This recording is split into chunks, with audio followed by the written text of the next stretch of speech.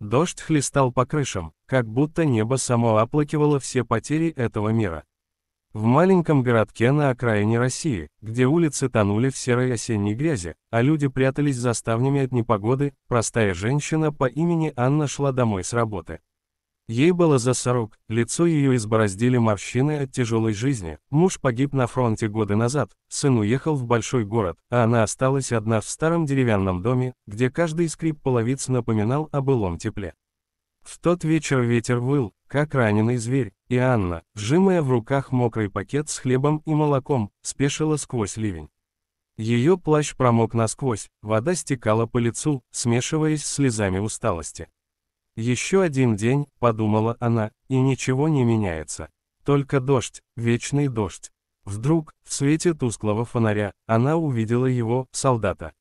Он стоял у обочины, прислонившись к столбу, весь дрожа от холода. Форма его была грязной и рваной, лицо скрыто под капюшоном, но в глазах мелькал отблеск отчаяния, который Анна узнала сразу. Это был взгляд человека, вернувшегося из ада. Война, эта безжалостная машина, не щадила никого. Солдат не просил помощи, он просто стоял, словно ждал, когда ливень смоет его с лица земли. Анна остановилась, сердце ее сжалось от жалости. «Что же ты стоишь здесь, милый?» – прошептала она про себя, «иди домой, к семье». Но интуиция подсказывала, у него нет дома. Не раздумывая, она подошла ближе. «Эй, солдат!» — крикнула она сквозь шум дождя, «ты промок до нитки. Иди ко мне, в дом. Пересидишь непогоду». Он поднял голову, и в его глазах мелькнуло удивление. Молодой, лет 25, с щетиной на щеках и шрамом на виске. «Кто она такая?» — подумал он, «почему помогает чужому?»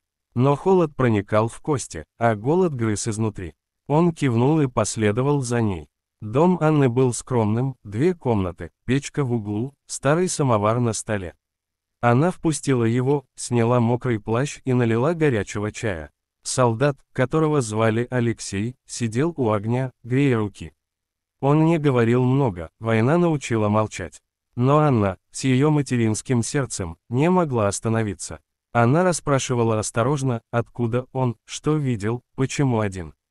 «Из Сибири я», — наконец ответил он хриплым голосом, — «служил на фронте. Ранен был, выписали. Теперь иду, куда глаза глядят. Семьи нет, родители умерли давно». Анна кивнула, понимая, ее собственный муж ушел на войну и не вернулся. Она поставила перед ним тарелку с картошкой и хлебом, все, что было в доме. «Ешь», — сказала она, — «силы нужны». Пока он ел, она сидела напротив, глядя в окно, где дождь не унимался. В тот момент она не думала о себе, только о нем, о том, как один акт доброты может спасти душу. Алексей пробыл у нее до утра. Дождь стих, и он ушел, поблагодарив тихо: «Спасибо, тетя Анна. Не забуду». Она махнула рукой: «Иди с Богом». Дверь закрылась, и дом снова опустел. Анна вернулась к своей рутине, работа в маленьком магазине, где она продавала продукты соседям, вечера у телевизора, где новости о войне напоминали о боли. Но в душе теплилось что-то новое, чувство, что она сделала добро, не ожидая ничего взамен. Прошла неделя, осень углублялась, листья падали, как воспоминания. Анна сидела за ужином, когда услышала стук в дверь. Сердце ее ёкнуло, кто мог прийти в такой час? Она подошла, открыла, на пороге стоял незнакомец. Высокий, в дорогом пальто, с седыми висками и строгим взглядом. За ним машина с затемненными стеклами. «Вы Анна Петровна?» – спросил он. «Да», – ответила она, насторожившись, – «а вы кто?» «Меня зовут Виктор Иванович. Я отец Алексея, того солдата, которого вы приютили под дождем». Анна замерла. «Отец». Но он сказал, что родителей нет. Мысли вихрем пронеслись в голове. Виктор вошел, снял пальто. Его манеры говорили о достатке, непростой человек. «Алексей рассказал мне о вас», — продолжил он не совсем. «Правду сказал. Родители у него есть, но мы поссорились давно. Он ушел на войну, чтобы доказать что-то себе. А теперь вернулся, но не к нам. Сказал, что встретил женщину, которая напомнила ему о человечности. О доброте без корысти». Анна села, чувствуя, как мир кружится. Виктор достал из кармана конверт. Это для вас. Не отказывайтесь. Мой сын изменился благодаря вам. Он хочет вернуться домой, но сначала отблагодарить. В конверте были деньги, сумма, которую Анна не видела никогда. Достаточно, чтобы отремонтировать дом, помочь сыну, может, даже съездить в отпуск. Но это был не конец. Виктор рассказал историю. Он, успешный бизнесмен из Москвы, потерял связь с сыном из-за своей гордости. Война едва не забрала Алексея, и теперь, благодаря Анне, мостик восстановлен.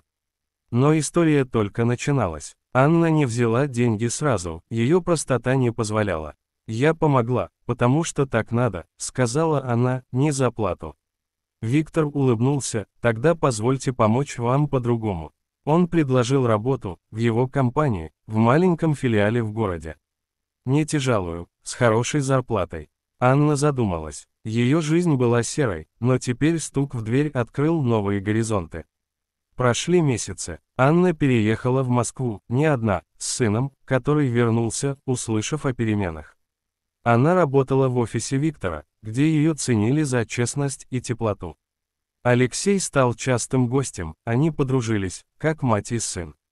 Он делился историями с фронта, о товарищах, о страхе, о надежде. Анна слушала, и ее сердце исцелилось. Но неожиданный поворот случился весной.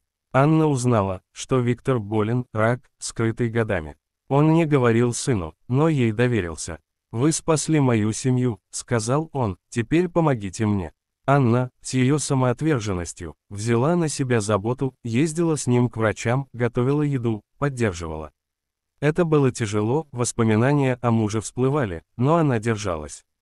Кульминация наступила в больнице. Виктор лежал, слабый, а Алексей стоял у постели.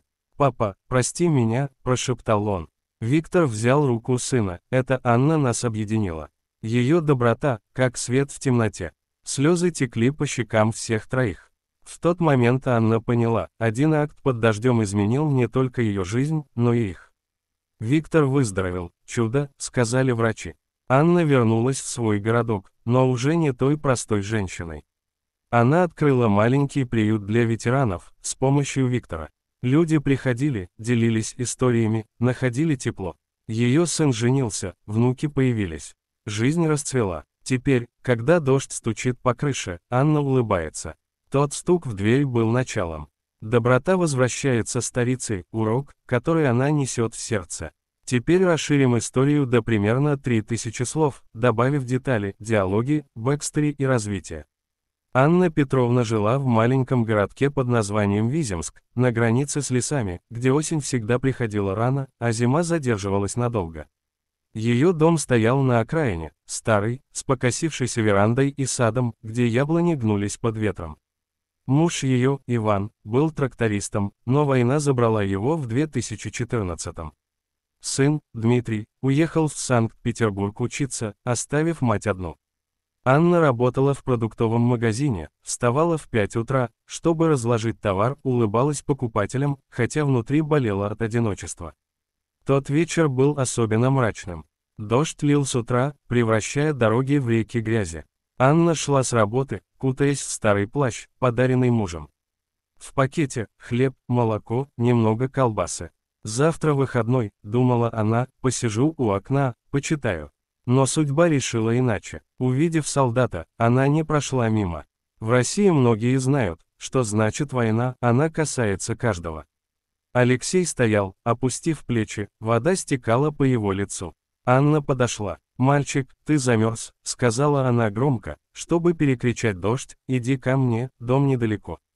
Высушись, поешь». Он посмотрел на нее подозрительно. Кто она, шпионка, или просто сумасшедшая? Но в глазах ее была искренность, которой он не видел давно. На фронте все были настороже. «Не стоит, тетя», — пробормотал он, — «я пройду». «Нет уж», — настояла Анна, — «не оставлю тебя здесь. Идем». Они пошли молча. Дома она зажгла свет, растопила печь. Алексей сел, стянув ботинки.